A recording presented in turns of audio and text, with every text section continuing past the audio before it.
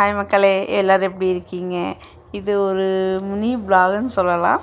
நம்ம வேலையெல்லாம் முடித்து வீட்டுக்கு வந்தாச்சு ஃப்ரெண்ட்ஸ். வரும்போது நம்ம வீட்டுக்கு கொஞ்சம் தேவையான பொருளெல்லாம் வாங்கிட்டு வந்தோம். அதாவது பூண்டு வந்து ரொம்ப பொடி பூண்டாக ஒரு 2 வாரம் 3 வாரத்துக்கு முன்னாடி வாங்கிட்டு வந்தேன். என்னால் சுத்தமாக முடியலைங்க. அதான் இன்றைக்கி கடையிலே பூண்டு ரேட்டு கம்மியாக இருந்துச்சா, ஸோ 1 கிலோ பூண்டு ப்ளஸ் நாளைக்கு சமைக்க தேவையான காய்கறி மட்டும் வாங்கிட்டு வந்தாச்சு.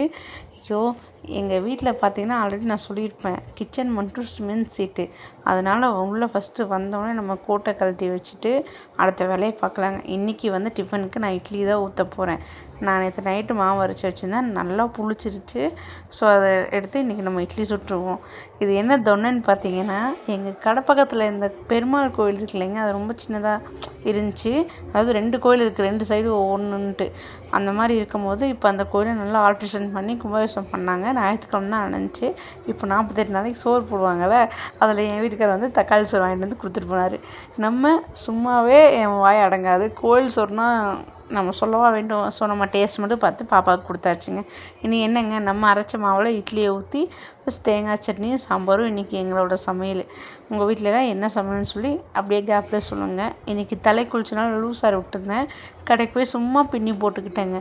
அதை வந்து ஃபஸ்ட்டு எடுத்து ஒரு கொண்டையை போட்டு நம்ம வந்து ஒரு இதாக ஃபீல் பண்ணோன்னா அந்த கொண்டையை போட்டுடணும். அடுத்து என்னங்க, மதியானம் வரும்போது துணியை வந்து துவைக்க போட்டிருந்தேன். அதை எடுத்துகிட்டு போய் காய போட்டாச்சு. நைட் டிஃபனையும் ரெடி பண்ணியாச்சு. இனி நெக்ஸ்ட்டு வர நம்ம சாப்பிட்றது தான்.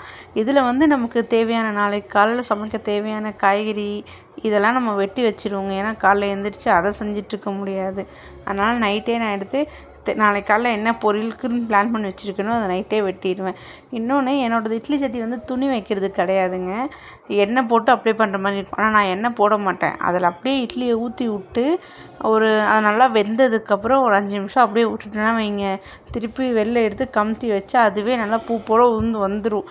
நான் அதை எடுத்து நல்லா ஸ்பூனில் எடுத்தேன்னா நல்லா பஞ்சு போல் வந்துருச்சுங்க.